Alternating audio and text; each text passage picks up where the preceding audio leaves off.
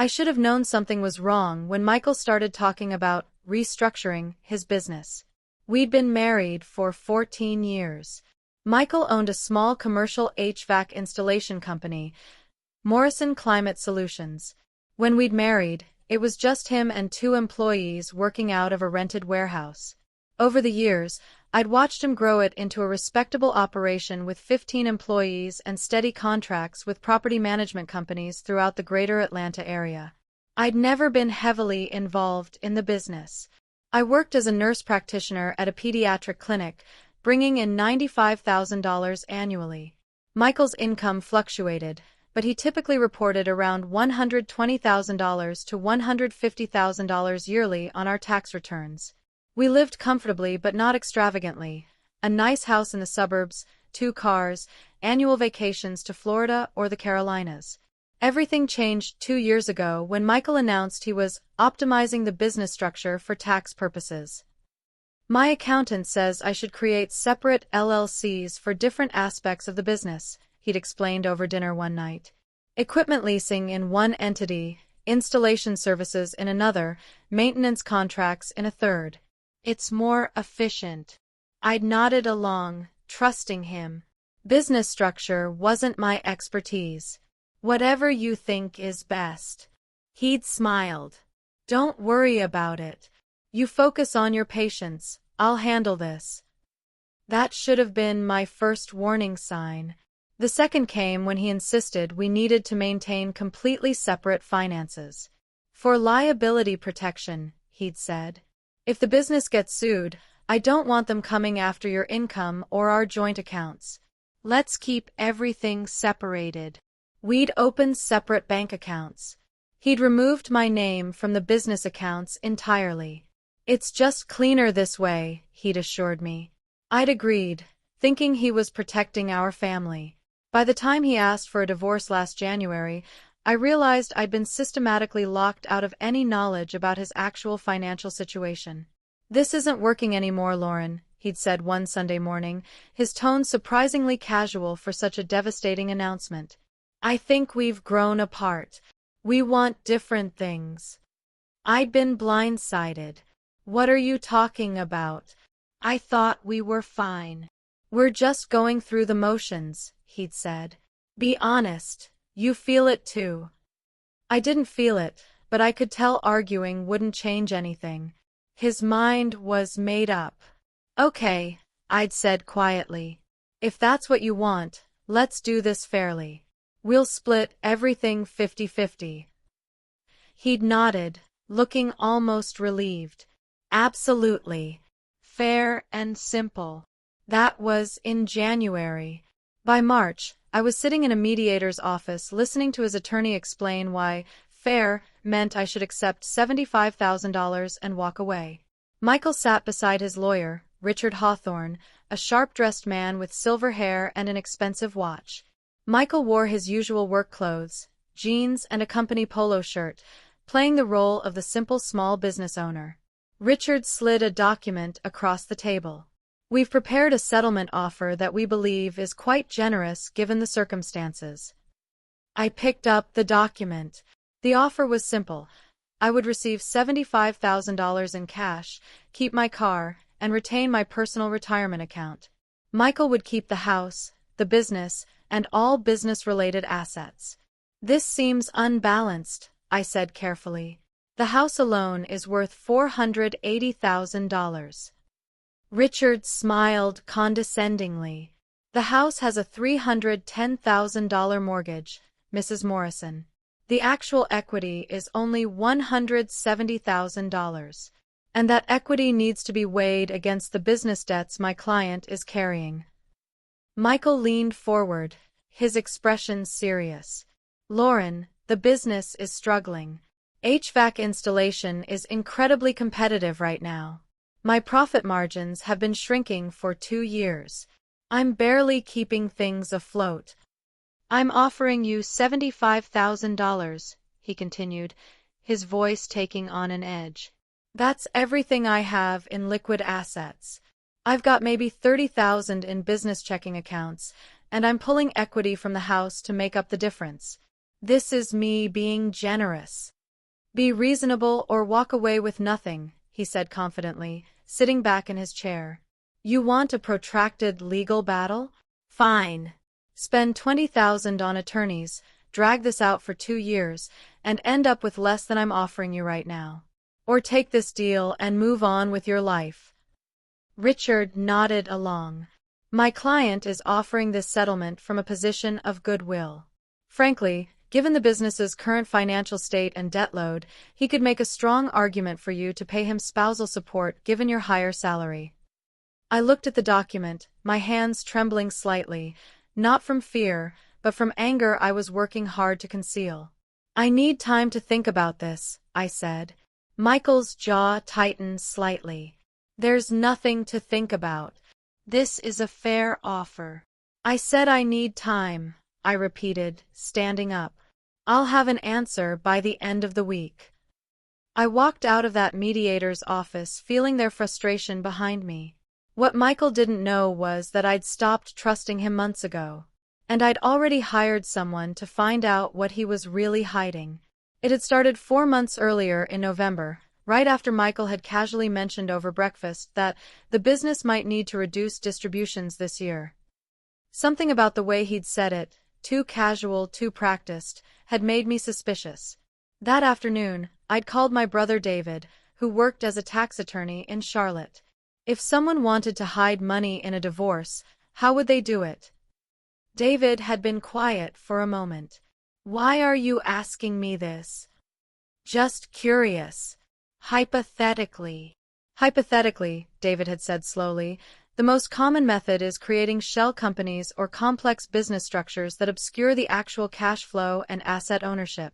You move money between entities, show losses in one place while hiding profits in another. It requires sophisticated accounting, but it's done all the time. How would someone find hidden money like that? You'd need a forensic accountant, David had said. Someone who specializes in tracing financial flows and uncovering concealed assets. Lauren, is everything okay with Michael? I'd lied and said everything was fine. But the next day, I'd called a firm called Apex Financial Forensics in Atlanta. That's how I met Catherine Wu. Catherine was in her early 40s, with sharp eyes and an immediately competent demeanor. We'd met at a coffee shop near my clinic during my lunch break. Tell me what's happening, she'd said, pulling out a notepad. I'd explained everything. Michael's sudden interest in restructuring 2 years ago. The separate LLCs he'd created.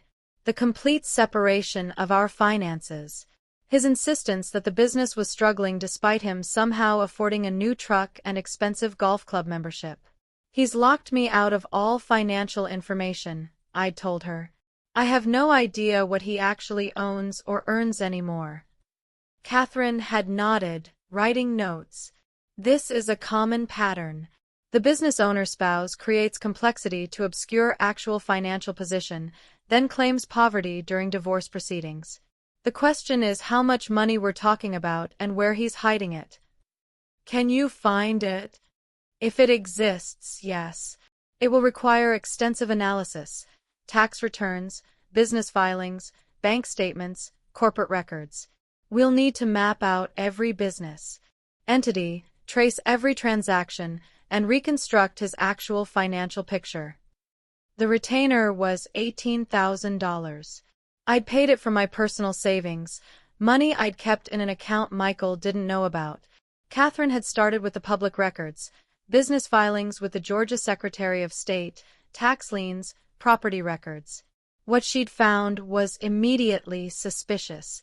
Your husband has created 8 separate LLC entities over the past 2 years, she'd reported during our first meeting at her office in December. Not 3 like he told you. 8. She'd spread out a chart showing the corporate structure. 1. Morrison Climate Solutions LLC, the original company. 2. MCS Equipment Holdings LLC. 3. Southeast HVAC Services LLC. 4. Climate Control Leasing LLC.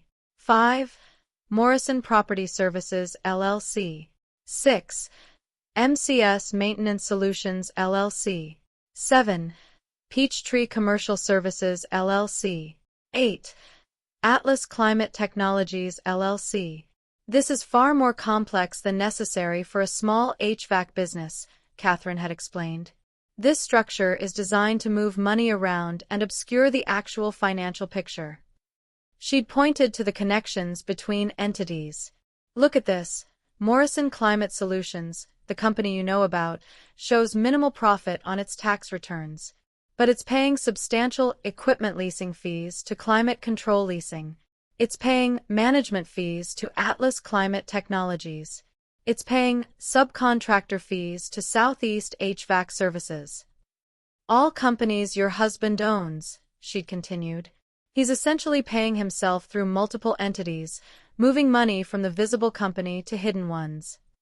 Over the next 3 months, Catherine had systematically torn apart Michael's financial structure. She'd subpoenaed bank records for all 8 LLCs through my divorce attorney. Michael's lawyer had fought the subpoenas, which itself was telling, but the judge had ordered production. The bank records revealed the scheme. Morrison Climate Solutions, the visible company, reported $890,000 in annual revenue but only $78,000 in net profit on its tax returns. But Catherine had traced where the money actually went. $340,000 paid to Climate Control Leasing for equipment rental, equipment the company owned outright. $125,000 paid to Atlas Climate Technologies for management consulting, a company with no employees except Michael. $180,000 paid to Southeast HVAC Services for subcontracted installation, work done by Morrison Climate Solutions' own employees. $95,000 paid to Peachtree Commercial Services for administrative services, another empty shell. He's created fake expenses in the main company, Catherine had explained, showing me highlighted bank statements, then funneling that money to companies he controls. Those companies then show it as income, but he's not reporting all that income on your joint tax returns. She'd pulled up a spreadsheet showing the cash flow analysis. Here's what's really happening. Morrison Climate Solutions does about $900,000 in actual revenue annually. After legitimate expenses, payroll, materials, insurance, the real profit is approximately $425,000 per year. But he's only reporting $78,000. Where's the other $347,000 going? I'd asked. Into these shell companies, where it's accumulating. Look at the bank balances. She'd shown me the account summaries. Climate Control Leasing LLC, $847,000. Atlas Climate Technologies LLC, $623,000. Southeast HVAC Services LLC, $391,000. Peachtree Commercial Services LLC, $287,000. MCS Maintenance Solutions LLC, $445,000. Morrison Property Services LLC, $358,000. The other entities had smaller but still significant balances. Total assets across all entities, Catherine had said, approximately $3.2 million. I'd sat in silence, stunned. $3 million? $3.2 million, yes. And that's just the liquid assets in bank accounts. There are also equipment holdings, real estate, and receivables. The total enterprise value is probably closer to $4 million, but the immediately accessible cash is $3.2 million. She'd pulled out more documents. Here's the really damning part. Look at the transaction dates on these shell company formations. He created most of them 14 to 18 months ago, right around the time you said he started talking about divorce, correct? I'd nodded, remembering the growing distance between us that had started about 2 years ago. He's been planning this, Catherine had said. This wasn't a sudden decision. He spent the last 2 years systematically moving money out of the visible company and into hidden entities, positioning himself to claim poverty during divorce proceedings. Over the following weeks, Catherine had documented everything. Asterisk formation documents for all 8 LLCs showing Michael as the sole owner. Asterisk bank statements showing the cash transfers between entities. Asterisk tax returns showing the false expenses and unreported income. Asterisk contracts between the entities, all signed by Michael in different corporate capacities.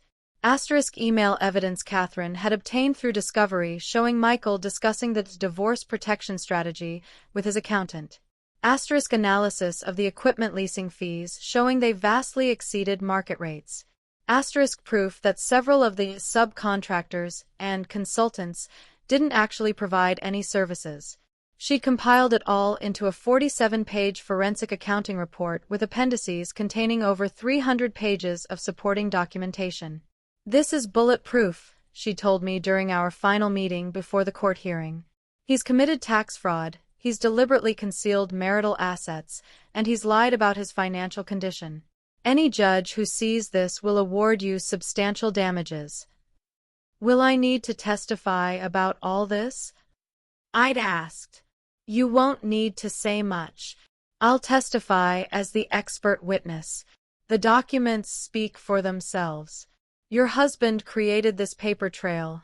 We just followed it." By the time I'd sat in that mediator's office listening to Michael claim he had $75,000 to his name, I'd had Catherine's full report sitting in my divorce attorney's office, ready to be filed with the court. 2 weeks after the mediation, we were in Judge Raymond Cooper's courtroom for a hearing on financial disclosure. Michael sat at the defendant's table with Richard Hawthorne, looking confident and relaxed. He'd dressed slightly nicer than usual, khakis and a button-down shirt, but still projecting struggling small business owner. He thought this was a formality. He thought I'd caved and accepted his offer. My attorney, Susan Brennan, stood up. "Your Honor, we have serious concerns about the respondent's financial disclosures. We've conducted a forensic accounting investigation and discovered substantial undisclosed assets. We've brought our forensic accountant to present the findings." Richard shot to his feet. "Your Honor, this is outrageous. My client has provided complete financial disclosure.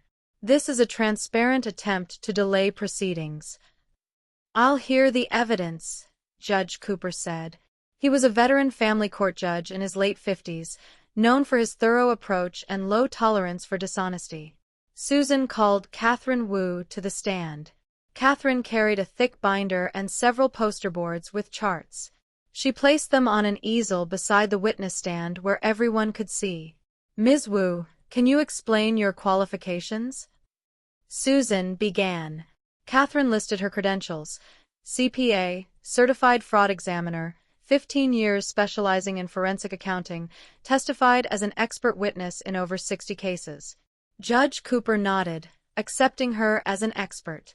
"What did you discover in your investigation of the respondent's finances?" Susan asked. Catherine pulled out the first chart, a diagram showing all 8 LLC entities with Michael's name at the center, connected by lines showing the money flow. "The respondent has created 8 separate business entities over the past 2 years, Catherine testified. While he's disclosed Morrison Climate Solutions to the court, he's failed to disclose 7 other LLCs that he owns and controls." She walked the judge through each entity, showing the formation documents, bank statements, and transaction records. Michael's confident expression began to fade. Richard was frantically whispering to him. Catherine continued, "The respondent has systematically moved marital assets from the disclosed company into these hidden entities through fake expenses and inflated fees. For example, Morrison Climate Solutions pays $340,000 annually to Climate Control Leasing LLC for equipment rental, but both companies are owned solely by the respondent, and the equipment was purchased with marital funds during the marriage." She pulled out bank statements, highlighting the transfers with yellow marker. "Here's a payment of $28,000 from Morrison Climate Solutions to Atlas Climate Technologies for consulting fees. Here's the deposit into Atlas Climate Technologies 3 days later. Same pattern, month after month, for 2 years. Judge Cooper leaned forward, studying the documents. Mr. Hawthorne, did your client disclose these entities in his financial affidavit? Richard stood up, his voice less steady than before. Your Honor, these are separate business entities with their own tax obligations. That's not what I asked. Did your client disclose them? Yes or no? No, Your Honor, but… Continue, Ms. Wu, Judge Cooper said, his tone hardening. Catherine pulled out the summary chart showing the bank balances. Across these 8 entities, the respondent has accumulated $3.2 million in liquid assets, cash in bank accounts. None of this was disclosed to the court. All of it was generated during the marriage using marital property and marital business assets. She presented the tax analysis next. The respondent reported $78,000 in business income on recent tax returns. However, the actual cash flow analysis shows the business generates approximately $425,000 annually. The difference has been hidden through this shell company structure. Richard tried to object. Your Honor, business accounting is complex. My client's accountant structured these entities for legitimate tax purposes. Catherine cut in. I found emails between the respondent and his accountant from 18 months ago specifically discussing divorce asset protection and minimizing visible income. Would you like me to read them to the court? Michael's face had gone from confident to pale. He was gripping the edge of the table, staring at the charts as if willing them to disappear. Judge Cooper's expression was stony. Yes, I would like to hear those emails. Catherine pulled out printed emails, reading them in a clear voice. From Michael Morrison to his accountant, we need to discuss protecting business assets before filing for divorce. What's the best structure to minimize what Lauren can claim? Response from accountant, we should create separate entities to hold the real assets while keeping the main company lean on paper. The courtroom was silent except for Catherine's voice. She read another email. From Michael Morrison, how much can I move before it looks suspicious? Response, we can justify most of it as business restructuring. Just document everything as legitimate business expenses. Judge Cooper turned to Michael. Mr. Morrison, did you send these emails? Michael's attorney whispered urgently to him, but Michael's voice was barely audible. Your Honor, the context is being misrepresented. Did you or did you not create these shell companies to hide assets from your wife? Michael said nothing, just stared at his hands. Did you or did you not swear under oath in your financial affidavit that you had disclosed all marital assets? Yes, but… And did you deliberately fail to disclose $3.2 million in assets held in these entities? Richard stood up. Your Honor, we'd like to request a recess to review. Denied. Judge Cooper's voice was ice. Sit down, Mr. Hawthorne. He looked at the charts, at the bank statements, at the emails spread across his bench. I'm ordering an immediate freeze on all accounts associated with any entity owned or controlled by the respondent. I'm referring this case to the District Attorney's Office for investigation of potential fraud and tax evasion. And I'm scheduling an emergency hearing for next week on asset division, spousal support, and sanctions.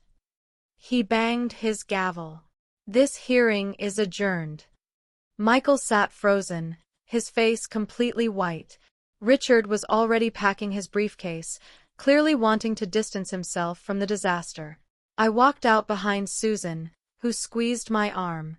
That could not have gone better, she whispered. The emergency hearing the following week was swift and decisive. Michael appeared with new representation. Richard had withdrawn from the case, citing ethical concerns about client representations. His new attorney, a younger man named Paul Chen, immediately tried to negotiate. Your Honor, my client acknowledges that certain business structures should have been more clearly disclosed, Paul began carefully. We'd like to propose a revised settlement that addresses. Judge Cooper cut him off. I've reviewed Ms. Wu's complete forensic report. I've reviewed the emails. I've reviewed the financial records. This wasn't poor disclosure. This was deliberate, calculated fraud. He turned to Michael. Mr. Morrison, you created a complex web of shell companies for the express purpose of hiding marital assets. You moved $3.2 million out of your disclosed business into hidden entities. You lied under oath in your financial affidavit. You offered your wife $75,000 while sitting on more than $3 million. Michael said nothing, his jaw clenched. Judge Cooper continued, I'm awarding the petitioner 65% of all marital assets, including all business entities and their holdings. That amounts to approximately $2.08 million. Additionally, I'm awarding her the marital home and requiring you to assume the full mortgage. I'm also ordering you to pay $65,000 in sanctions to cover her forensic accounting costs and attorney fees. And I'm awarding her $4,000 monthly in spousal support for 5 years, based on your actual income of $425,000 annually, not the $78,000 you falsely claimed. Paul tried to object, but Judge Cooper silenced him with a look. Finally, I'm referring this matter to the IRS for investigation of tax fraud. You'll need to address that separately with federal authorities.